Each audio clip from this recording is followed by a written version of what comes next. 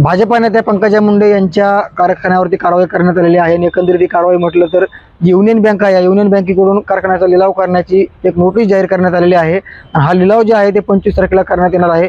वारंवार पंकजा मुंडे यांनाच का टार्गेट केलं जाते, असे अनेक कारखाने आहेत अडचणीत, त्यांच्यावरती कर्ज आहे, मात्र पंकजा मुंडे यांचा जो कारखाना आहे श्री वैजनाथ सहकारी साखर कारखाना परळी येथील या कारखान्याचा जो लिलाव आहे तो लिलाव 25 जानेवारीला होणार आहे। त्यापूर्वी आपल्यासोबत पंकजाताई यांचे समर्थक आहेत, त्यांच्याकडून जाणून घेणार आहोत। एकंदरीत काय सांगाल, वारंवार पंकजा त्यांच्या कारखान्यावरतीच कारवाई केली जाते, पाठीमागे ईडीची कारवाई झाली आणि आता नोटीस दिलेली आहे की कारखान्याचा लिलाव होणार आहे। एकंदरीत शेतकऱ्याचं नुकसान असेल आणि पंकजाताईंनाच का वारंवार टार्गेट केलं जाते? वैद्यनाथ कारखाना हा लोकनेते मुंडे साहेबांचा आत्मा आहे। ही आत्मा असल्यामुळे ताई या कारखान्याला सांभाळत आलेल्या आहेत। वारंवार राज्य सरकार असो केंद्र सरकार असो यांच्याकडून कुठलीही या कारखान्याला मदत होत नाही। आता मध्ये एका महाराष्ट्रामधून 11 कारखान्याला मदतीची मागणी होती, त्याच्यापैकी 10 कारखान्याला मदत झाली। एकमेव ताईचाच कारखाना आहे त्याला आर्थिक मदत झाली नाही। प्रत्येक कारखान्याला 10 कारखान्याला 100 कोटीची मदत झाली, ताईच्याच कारखान्याला जाणून बुजून आर्थिक मदत झालेली नाही। वारंवार ताईच्याच कारखाना टार्गेट केलं जाते। महाराष्ट्रामध्ये 99% कारखान्यावर कर्ज बाकी थकीत आहे, सगळ्याचे हप्ते थकीत, कर्ज थकीत, व्याजदर कोट्यवधी रुपये झालेले आहे त्याच्यावर, तरी जाणून बुजून प्रत्येक वेळेस ताईच्याच कारखाना टार्गेट केलं जाते। आणि त्यांचा पुढचा उद्देश काय आहे, इथे शेतकऱ्याच्या परिस्थिती अडचणी झाली, शेतकरी अडचणी राहिलेत, शेतकऱ्यांचा ऊसाचा प्रश्न असेल, बाकी प्रश्न असतील, या संदर्भात त्यांनी सरकारनं कुठला तरी निर्णय घेऊन ताईचा कारखाना कसा सक्षम होईल याच्याकडे लक्ष दिलं पाहिजे। वारंवार ताईच्याच कारखान्यावरती कारवाई केली जाते, कारण 203 कोटी 69 लाख रुपयाचं कर्ज आहे। 25 तारखेला लिलाव होणार आहे, मात्र कसं बघता या कारवाईकडे, कारण शेतकऱ्याचं नुकसान होणार आहे, कसं एकंदरीत काय असणार? कारण मग जे स्वर्गीय गोपीनाथराव मुंडे यांनी अनेक वर्षे असा कारखान्यासाठी संघर्ष केला, उभा केले, मात्र आता एक कारखाना ताईला अडचण आणण्यासाठी सगळं केलं जाते की?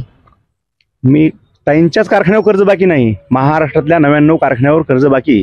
अजितदादा धरांडेश्वर घ्या, इथं आपला जय भवानी घ्या, इथं अशोक चव्हाणचा भाऊराव चव्हाण घ्या, असे शेकडो कारखाने तुम्हाला नाव सांगतो मी, या कारखान्यावर कर्ज बाकी, फक्त ताईंच्याच कारखान्यावर नाही, जाणून बुजून ताईच्याच कारखान्यावर टार्गेट जाते। हे जनतेचा ह्याच्यावर पण रोष आहे की जाणून बुजून का व्हावा। हा कारखाना एक काळ देशामध्ये टॉप 10 मध्ये चालला कारखाना आणि हाच कारखाना टार्गेट केला जातो। हे राजकीय षडयंत्र माहिती, बाकी काय दुसरं काय उद्देश नाही, राजकीय षडयंत्र म्हणून टार्गेट केलं जातं ना। कोण आहे नेमके, कोण टार्गेट करते नेमकं ताईंना? हे टार्गेट राजकीय सरकारच माहिती, थोडक्यात काय केंद्र सरकार मदत करेल, राज्य सरकार मदत करेल, याच्या कोणीच लक्ष देत नाही याच्याकडे। ताईंनी पाठपुरावा पूर्ण 100% पाठपुरावा केला, केंद्राकडे केला, राज्याकडे केलेला आहे। मग ताईंच्याच कारखान्याला का भेटत नाही? बाकीच्या कारखान्याला 100 कोटी रुपये लिक्विडेशन लोन भेटलं त्यांना चालू करण्यासाठी, आणि ताईच्याच कारखान्याला का भेटलं नाही? पाठीमागे ईडीची कारवाई झाली, त्यावेळेस समर्थकांकडून काही 10 लाखाचे असतील, काही 5 लाखाचे असतील, 2 लाखाचे असतील, एक आर्थिक मदत म्हणून चेक देण्यात आले होते। मात्र त्यांनी त्यानंतर एक भावनिक पोस्ट केली की मला कुठल्याही प्रकारची मदत नको आहे, मी या कारखाना म्हणजे कर्ज फेडण्यासाठी समर्थ आहे, वारंवार मलाच का टार्गेट केले असं ते देखील ते म्हणलेले आहेत। मग कसं बघतात ते, कारण त्यावेळेस भावनिक देखील झाले नाही, हा कारखाना सहकार असल्यामुळे प्रायव्हेट कार्यकर्त्यांचे किंवा समर्थकांचे पैसे घेऊन हा कारखान्यात असं करता येत नसतं। ताई जे बोलले ते योग्यच आहे, असं काही करता येत नसतं। हा कारखाना जर प्रायव्हेट असता तर ताईंनी तात्पुरते मला उष्णे पैसे द्या म्हणले असते, आपण भरून हे करून चालू करू म्हणले असत्या। सहकार कारखाना असल्यामुळे सहकारचे शासनाच्याच गव्हर्नमेंटचा पैसा घ्यावा लागतो आणि हा कारखाना पुढे चालू करावा लागतो। भाजपच करते का मग? सरकार जातं, भाजप सगळे सरकार झालं ना, राज्यातून असून केंद्रात सरकारच काय करतं ना जाणून। काय सांगाल एकंदरीत, अगोदर ईडीची कारवाई, नंतर आता बँकेची नोटीस आणि लिलाव, 25 तारखेला लिलाव होणार आहे। मात्र स्वर्गीय गोपीनाथराव मुंडे यांनी उभा केलेला साखर कारखाना आणि परळी येथील संपूर्ण बीड जिल्ह्याचा देखील मोठा कारखाना आहे तो, मात्र आता लिलाव होणार आहे। त्यामुळे कसं बघता कारखान्याकडे शेतकऱ्याचं किती नुकसान होणार आहे, जाणून टार्गेट केलं जाते का? स्वर्गीय लोकनेते गोपीनाथरावजी मुंडे साहेबांनी त्या ठिकाणी शेतकऱ्यांना, तरुणांना रोजगार उपलब्ध करून देण्यासाठी श्री वैजनाथ सहकारी साखर कारखाना उभा केला आणि साखर कारखाना उभा केल्यानंतर त्या ठिकाणी अनेक लोकांना त्या ठिकाणी रोजगार मिळाला। शेतकऱ्यांना त्या ठिकाणी कुठंतरी ऊसाच्या माध्यमातून एक त्या ठिकाणी शेतकरी पुढे आला। आज जर आपण पाहिलं तर कुठंतरी राज्य सरकार असेल किंवा केंद्र सरकार असेल यांच्या नकर्तेपणामुळे वेळोवेळी श्री वैजनाथ सहकारी साखर कारखान्याला सातत्याने जप्तीच्या नोटिशी पाठवल्याचं सातत्याने ऐकल्यास मिळत आहे।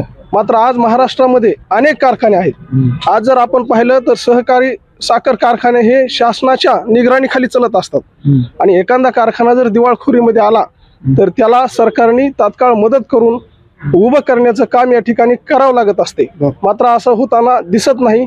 माझी या ठिकाणी राज्य सरकारला एक प्रश्न आहे आणि विनंती आहे, राज्यामध्ये इतर सहकारी साखर कारखाने नाहीत का? त्यांच्या का जप्ती येत नाहीत? मुद्दाम तुम्ही श्री वैजनाथ सहकारी साखर कारखाना स्वर्गीय मुंडे साहेबांनी त्या ठिकाणी उभा करून शेतकऱ्यांना बळ देण्यासाठी जे काय कार्य केलंय हे कुठेतरी मोडीत काढण्याचं आपलं काही आहे का, असा वेळोवेळी त्या ठिकाणी एक प्रश्न निर्माण होत आहे. म्हणून माझी राज्य सरकारला एक विनंती की जे काय आपण आजपर्यंत नोटिसा दिल्या असतील, जप्तीच्या माध्यमातून जे काय आपण हालचाली केल्या असतील त्या कुठंतरी थांबवाव्यात आणि सरकारने साखर कारखान्याला भरभरून अशी मदत देऊन किंवा त्या ठिकाणी सहकार्य करून लवकरात लवकर श्री वैजनाथ सहकारी साखर कारखाना हा कुठंतरी महाराष्ट्रात नंबर 1चा कारखाना असल्याचं दाखवून द्यावा असे या ठिकाणी. याच्या अगोदर देखील ईडीची कारवाई झाली, नोटीस चालते, आता लिलाव होणार आहे.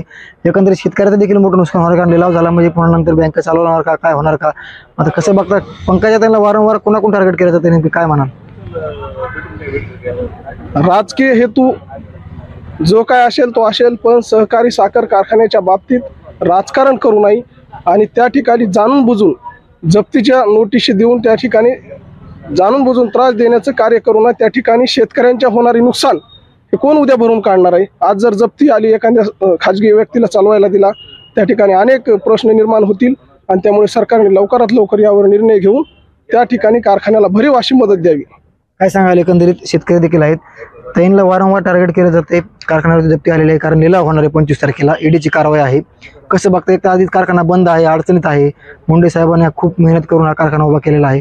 कसं बघता एकंदरीत याकडे काय सांगाल सरकारला? याला लोकनेते गोपीनाथरावजी मुंडे साहेबांनी हा कारखाना चालू केलेला असून हा कारखाना वैजनाथ कारखाना आशिया खंडात नंबर 1 होता, पण राज्य सरकारने, केंद्र सरकारने त्या कारखान्याला अजून मदत केलेली नाही. बाकीच्या महाराष्ट्रात दिवाळखोरीत अनेक कारखाने गेलेत, त्यांना सगळं कारखान्याला कर्ज एकही रुपया केंद्र सरकारने, राज्य सरकारने दिला नाही. याच्यात काहीतरी राजकीय हेतू दिसतो की ताईला मुद्दाम टार्गेट करण्याचा प्रयत्न दिसतो काय, असं वाटायला लागले की ताईच्याच कारखान्याला मदत नाही, अख्ख्या महाराष्ट्रातल्या कारखान्याला, आजाऱ्या कारखान्याला मदत आहे. आणि याच्या शेतकऱ्याचं हित आणि लोकांचं हित आणि परिसरातलं हित जोपास राज्य सरकारने, केंद्र सरकारने या कारखान्याला मदत करावं असं अपेक्षा आहे आम्हाला. वारंवार तैलाच का टार्गेट केलं जातं? अनेक कारखाने आहेत राज्यामध्ये असतील, जिल्ह्यामध्ये असतील, मात्र त्यांच्याच कारखान्यावरती ईडीची कारवाई होती, नोटीस येतात, लिलाव निघतात. कसं बघताय इकडे नेमकी? त्याचं काय कारण सांगताय ना, पण राज्य सरकारने, केंद्र सरकारने ताईच्या कारखान्याला मदत करायला पाहिजे अशी आम्हाला अपेक्षा वाटते. भाजप तैला अडचणीत आणतं, कारण केंद्रामध्ये भाजपची सत्ता आहे, पण अनेक कारखान्याला पैसे दिले, पण ताईच्याच कारखान्याला पैसे नाही दिले. याचंच कारण कळाना अजून. तुम्ही समर्थक म्हणून कसं बघताय, कसं सहकार्य करणार आहे? समर्थ म्हणून आम्ही आहेत, ताईबरोबरच आहोत आणि ताई आमच्या नेत्यात, आदरणीय ताई साहेब. आपण एकंदरीत बघू शकतो की पंकजाताई मुंडे यांच्या कारखान्यावरती अगोदर ईडीची कारवाई झाली, नंतर लिलावाची नोटीस निघाली, मात्र हे जाणून बुजून कोणीतरी करते नाही, राजकीय हेतूच्या हिशोबाने करत असल्याचा आरोप देखील समर्थकांनी केलेला आहे. मात्र पुढेही डगमगता ताई डगमगणार नाहीत, ताईच्या पाठीशी आम्ही खंबीरपणे उभा आहोत आणि याच संपूर्ण ह्याच्यामधून ताई नक्कीच कारखाना पुन्हा उभा करतील. तर काय सांगाल, ज्या मुंडे साहेबांसोबत तुम्ही अनेक वर्ष काम केलेलं आहे, मुंडे साहेबांना एक छोटंसं रोप मोठं केलं, मात्र आता ते अडचणीत आलेलं आहे. कारखान्यावर अगोदर ईडीची कारवाई झाली, नंतर आता लिलावाची नोटीस निघली, कसं बघता एकंदरीत काय सांगाल? लोकनेते गोपीनाथरावजी मुंडे साहेब यांच्या आयुष्यामध्ये कोणत्याही सत्तेपेक्षा अत्यंत मोठं स्वप्न जर काही असेल तर ते होतं वैद्यनाथ सहकारी साखर कारखान्याचं. अटल बिहारी वाजपेयी यांचं 13 दिवसाचं सरकार जेव्हा बनलं तेव्हा देशामध्ये जे 2 महत्त्वपूर्ण निर्णय झाले होते 13 दिवसामध्ये, त्याच्यापैकी एक निर्णय म्हणजे वैद्यनाथ कारखान्याला मिळालेली परवानगी. आणि अत्यंत कमी कालावधीमध्ये हा कारखाना उभा राहिला. या कारखान्याचे तत्कालीन MD बीबी ठोंबरे आणि लोकनेते गोपीनाथरावजी मुंडे यांनी या कारखान्याला एक वैभव प्राप्त करून दिलं. आशिया खंडामध्ये सर्वात चांगला कारखाना, वसंतदादा पाटील शुगर इन्स्टिट्यूटचे सर्वाधिक पारितोषिक मिळवणारा या देशातला एकमेव कारखाना, ज्या कारखान्याच्या पगारा दर महिन्याच्या 1 तारखेला व्हायच्या, अशा या कारखान्यावर काल जप्तीची कारवाई झाल्याच्या बातम्या आज वर्तमानपत्रात वाचल्यानंतर अत्यंत वेदना झालेल्या आहेत. आणि मी तर स्वतः ट्विट केलंय की मुंडे साहेब आम्हाला माफ करा की तुमच्या स्वप्नातला कारखाना आज लिलावात निघालाय. मला वाटतं ही अत्यंत वाईट गोष्ट आहे. लोकनेते गोपीनाथरावजी मुंडे साहेबांच्या वसा आणि वारसा घेऊन चालणाऱ्या लोकांनी खरं म्हणजे याबाबत विचार केला पाहिजे गंभीरपणे. आम्ही या विषयामध्ये काही राजकारण करणार नाही, कारण वैद्यनाथ कारखाना हा तिथल्या शेतकऱ्यांच्या अर्थव्यवस्थेचा कणा आहे आणि त्याच्यामुळे हा कारखाना पुन्हा उभा करण्यासाठी ज्यांच्या ताब्यात तो कारखाना आहे त्यांनी जर प्रयत्न केले आणि करणार असतील तर त्या भागातला शेतकरी किंबहुना बीड जिल्ह्यातला सगळा वर्ग जो लोकनेते गोपीनाथरावजी मुंडे साहेबांना मानतो तो पूर्ण वर्ग त्या कारखान्याच्या ज्या चेअरमन आहेत आदरणीय पंकजाताई मुंडे पालवे आणि दुसरे जे घटक आहेत त्या कारखान्यातले सत्तेतले ते जिल्ह्याचे पालकमंत्री आदरणीय धनंजय मुंडे साहेब, या दोघा बहीण भावंडांनी खरं म्हणजे त्या कारखान्याला या अवस्थेतून बाहेर काढणं गरजेचं आहे. मला वाटतं स्वतः धनंजय मुंडे या बाबतीत प्रयत्नशील होते. आता ते स्वतः कृषी मंत्री आहेत आणि म्हणून वैद्यनाथ कारखान्याच्या संदर्भात जी काही घडलंय, तांत्रिक चूक असेल किंवा तांत्रिक व्यवस्था असेल ती कदाचित, त्याच्यामुळे ही हा लिलावाची प्रक्रिया आली आहे युनियन बँकेची. मला वाटतं की एकंदरीत कारखान्याच्या बाबतीमध्ये जी चर्चा बाहेर होते ती अत्यंत चुकीची आहे आणि म्हणून कारखान्याच्या संदर्भाने सकारात्मक चर्चा झाली पाहिजे आणि जे काही असेल त्याचा स्वतः विद्यमान चेअरमननी खुलासा केला पाहिजे की ही वेळ का आली आहे. एकंदरीत बघू शकतो मात्र अनेक कारखाने अडचणीत आहेत, त्यांच्यावरती कर्ज आहे, मात्र पंकजा मुंडेंनाच का टार्गेट केलं जातं, त्यांच्याच कारखान्यावर का असं लिलाव निघतो, ईडीची कारवाई होते, कसं बघता? यामुळे शेतकऱ्यांना देखील नुकसान होऊ शकते. खरं म्हणजे याचं कारण असंही असू शकतंय की कारखाना लोकनेते गोपीनाथरावजी मुंडे साहेबांच्या नंतर जेव्हा यांच्या ताब्यात आला तेव्हा तो कर्जाच्या डोंगरामध्ये होता. मुंडे साहेब असताना शेवटच्या 2 वर्षामध्ये कारखान्यानं इतर काही घटक पदार्थ बनवण्यासाठी काही मोठं कर्ज घेतलं होतं आणि त्या कर्जामुळे खरं म्हणजे अचानकपणे तो पंकजांच्या हातात कारखाना आल्यानंतर त्यांना ते कदाचित हँडल करता आलं नाही म्हणा किंवा अन्य काही गोष्टी घडल्या आणि पहिल्या 2 वर्षातच तो कारखान्याला घरघर लागली आणि त्याचा परिणाम असा झाला की कारखाना गेली काही दिवस झालं सातत्यानं वादात आहे. यापूर्वी जीएसटीचा विषय झाला, त्याच्यानंतर मदतीचा विषय झाला, याच कारखान्यावर जीएसटीची धाड पडते, याच कारखान्यावर ला मदत दिली जात नाही आणि ते जाणीवपूर्वक पंकजांना टार्गेट केलं जातंय असं वातावरण महाराष्ट्रात निर्माण केलं जातंय. मात्र मला असं वाटतं की हे जरी सगळं सत्य असलं तरी आपण सुद्धा काही चुकतो की काय याचं आत्मपरीक्षण कारखाना चालवणाऱ्याने केलं पाहिजे. मात्र मला असं म्हणायचं आहे मुंडे साहेब की एकंदरीत जर बघितलं तर पंकजाताईंनाच, कारण अनेक कारखान्यावरती कर्ज आहे, त्यांच्यावरती कसं लिलाव निघत नाही, ह्याच कारखान्यावर कसं लिलाव निघतो? महाराष्ट्रातल्या बहुतांशी 225 कारखाने होते, त्याच्यातले जवळपास 50-60 कारखाने ऑलरेडी विकले गेलेले आहेत.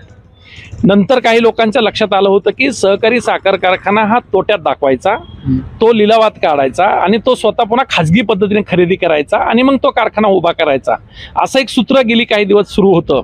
मात्र जरंडेश्वरच्या प्रकरणानंतर काही समाजसेवकांनी या विषयात लक्ष घातलं आणि सहकारी साखर कारखाने हे किती डोंगराचा बोजा असला तरी ती विकायची नाहीत, फार तर ती भाडे तत्वावर चालवायला द्यायची, अशी एक नवीन सिस्टीम आली. राज्य साखर बँकेनी आणि सगळ्या लोकांनी एकत्रित विचार करून अर्थव्यवस्थेशी संबंधित असलेल्या गोष्टी 1500 कोटी रुपयाचं कर्ज हे 100 आणि 200 कोटी रुपयामध्ये वन टाइम सेटलमेंटमध्ये होतं आणि त्या पद्धतीने हे केलं जातं आणि म्हणून सरकारनं ठरवलं की कारखाना विकायचा नाही. मला वाटतं की आता काही लोकांचं प्लॅनिंग असं असू शकतं की हा कारखाना लिलावात काढायचा, कमी रकमेत पुन्हा कुणीतरी खरेदी करायचा एखादा माणूस पुढे घालून आणि हा कारखाना स्वतःच्या मालकीचा करायचा, असा डाव संबंध महाराष्ट्रामध्ये सहकारी साखर कारखान्यांच्या संदर्भाने झालेला आहे.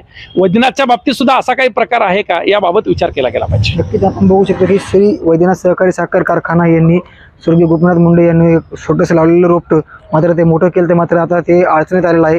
तसं जरी असलं तरी एकंदरीत शेतकऱ्यांचा एक कणा आहे असं देखील यांनी म्हटलेलं आहे. यांच्या कारखान्यावरती अगोदर ईडीची कारवाई झाली, नंतर लिलावाची नोटीस निघाली, मात्र हे जाणून बुजून कोणीतरी करते नाही, राजकीय हेतूच्या हिशोबाने करत असल्याचा आरोप देखील समर्थकांनी केलेला आहे.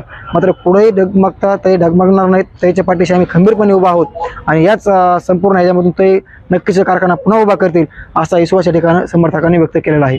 मुंबई तक योगेश काशीद, बीड.